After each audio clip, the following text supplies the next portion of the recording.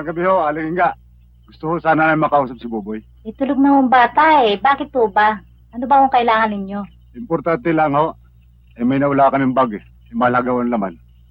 May nakapagsabi ho sa amin eh. Si Buboy daw nakapulot eh. Magbalik na lang ako kay bukas. Gabing-gabi na ho eh. Baka naman ho pwede. Kahit sandali lang. Hindi nga ako maaari eh.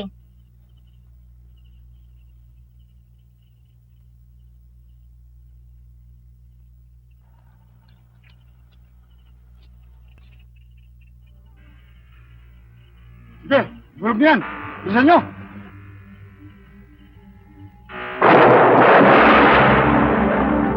Tara.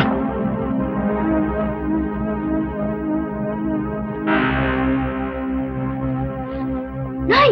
Meron po na tayo sa Ha? Yun ba?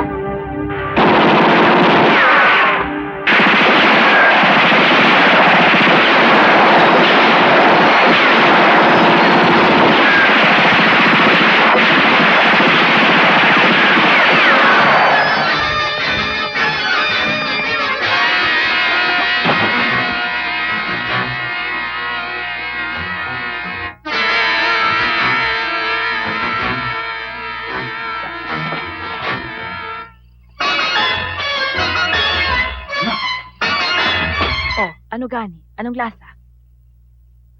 Tulad ng dati, Aling Rosa. Masarap po. Bakit naman?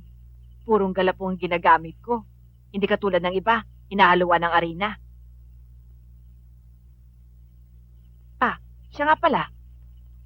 Si Unying na nadibanda ng rape, nakasal na rin pala kay Miding. Matagal na palang magkasintahan ng dalawang yan. Nagkahiyaan lang, kaya humantong sa husgado ang usapin. Ito atin-atin lang. Hindi mo ba napupuna? Magmula nang umalis si Judge, nabawasan na mga gusot dito sa Buena Vista. Gani, huwag mo sanang bigyan ng kahulugan ang mga sinabi ko sa iyo, ha? O ikaw naman, Gani, wala ka na bang balak na mag-asawa uli? Hindi pa ho siguro, Aling Rosa. Manggani! Mukhang Manggani! May mga tao pong umabol sa akin. Oh, bakit, Boboy? Saan ka nang galing? Pinapawisan ka. anong nangyari't nalalamig ka? At sino itong mga tao sinasabi mong mahabol sa'yo?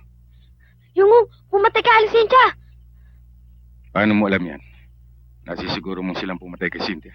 Oo, dun sa may tulay. Malapit sa kabilang dayo.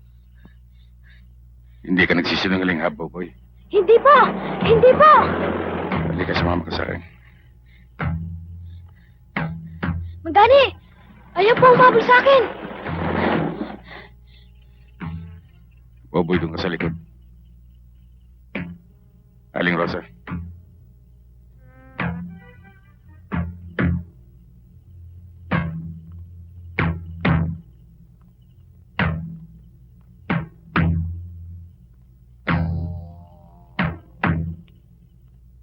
Magandang gabi ho. Magandang gabi naman. Ano ba atin? Magpapasama sana kami sa bata. Kasi hindi namin alam kung saan nagpunta ang tatay niya eh. Hindi yun nasabi sa akin ng bata. Yun talaga ho eh.